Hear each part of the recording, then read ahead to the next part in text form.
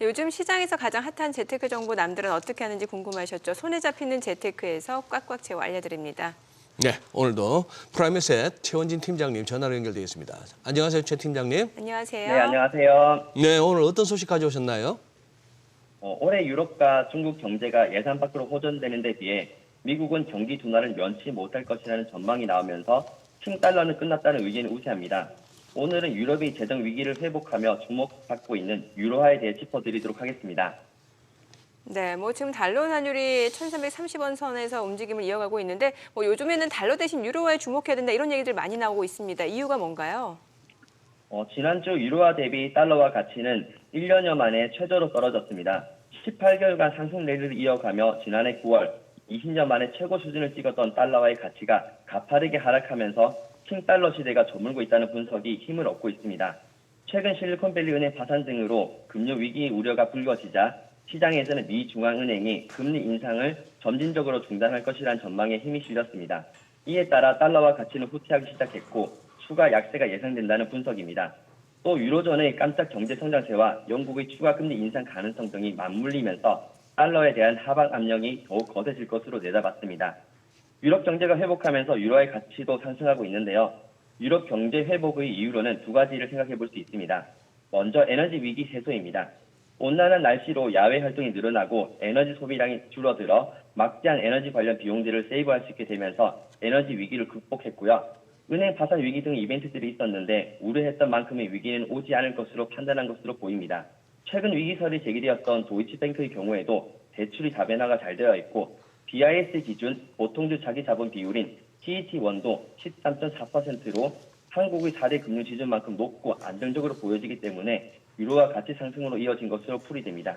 또한 금리 인상 중단 전망이 높은 미국과는 달리 유럽중앙은행은 오는 6월까지 기준금리를 0.25%포인트 올려 연 3.75%대로 끌어올릴 것이라는 전망이 우세합니다. 중국도 리오프닝으로 기지개를 켜면서 중국 경제 성장세가 빠르게 안정화되는 것도 달러화가 약세를 보이고 유로화가 강세를 보이는 이유입니다. 네, 최 팀장님 설명을 듣다 보면 결국 이제 22하고 연준하고의 향후 통화 정책 관련해서 이제 연준은 대충 다 왔고 22는 좀 더 금리 인상이 남아 있을 것 같고 경기 측면에서도 유럽이 생각보다는 잘 버틴다 이런 측면에서 유로화 강세다 이렇게 정리는 될 것 같은데 그러면 이 유로화에 이 투자하는 방법은 어떻게 어떤 것들이 있을까요? 유로화에 투자하는 방법은 ETF를 통한 간접 투자와 외화 통장에서 유로화를 직접 매수하는 방법으로 나눠볼 수 있습니다. 먼저 유로존에 투자하는 ETF를 매수할 경우 유로화 강세에 따른 환율 효과와 주가 상승에 따른 이익을 동시에 기대할 수 있습니다. 최근 유로존을 수정하는 ETF의 1년간 수익률을 보면 iShares MSCI 유로존 ETF는 11.66%, SPDR 유로스톡스 50 ETF는 17.39% 등으로 10% 이상의 수익률을 보여주는 ETF가 다수인 것을 확인할 수 있습니다. 다음으로 외화 통장을 개설해서 직접 유로화를 매수할 수도 있습니다. 외화 통장은 은행과 증권사를 통해 개설할 수 있으며 기본 이자 수익에 더해 환차익에 대한 수익 또한 기대할 수 있습니다. 다만 외화를 직접 매수할 경우 환율 수수료를 꼭 체크하셔야 됩니다. 각 금융사마다 환율 수수료는 다르기 때문에 은행연합회 홈페이지를 통해 사전에 비교를 해보시는 게 좋습니다. 또한 증권사와 은행의 환율 우대 이벤트를 활용하면 수수료 할인이 가능하고 금융사 어플을 활용해서 투자할 경우 최대 90% 환율 우대를 받을 수 있어 유로화 투자의 비용을 줄일 수 있습니다.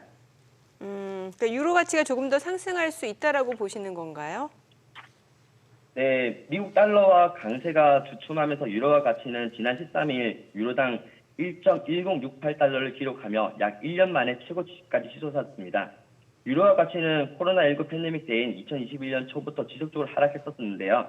지난해 9월 러시아가 유럽의 가스 공급을 중단하자 2002년 이후 최저치인 유로당 0.97달러 선까지 내려앉았었습니다. 20년 만에 처음으로 유로화의 달러와 등가가 붕괴된 것입니다.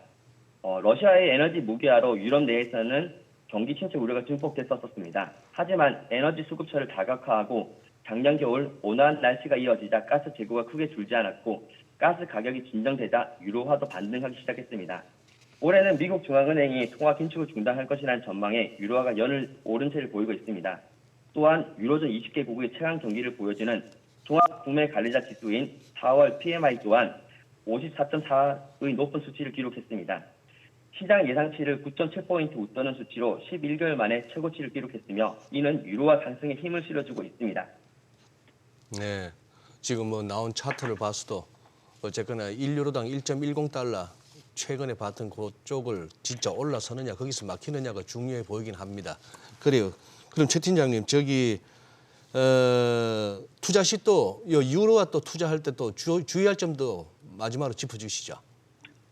네, 유로화 투자에 주의할 점은 저희가 환율 같은 경우 변동성을 예측하기 상당히 어렵습니다. 그렇기 때문에 다양한 통화와 자산에 분산 투자하는 것이 중요합니다. 개인의 투자 목표와 위험 허용 범위에 맞는 포트폴리오를 구성하여 투자하시는 게 바람직하며 다양한 자산 클래스와 통화 간의 균형을 고려해 투자하게 되면 안정적인 수익 창출과 더불어 투자의 성공 확률을 높일 수 있습니다. 또한 외화 통장을 통해 투자를 한 경우 환율 변동으로 인한 손실, 즉 환차손이 발생할 가능성이 있습니다. 이로 인해 예상보다 낮은 수익이나 실제 손실을 입을 수 있으므로 외화 통장을 통한 투자를 하시기 전에도 충분한 이해와 공부가 필요해 보입니다.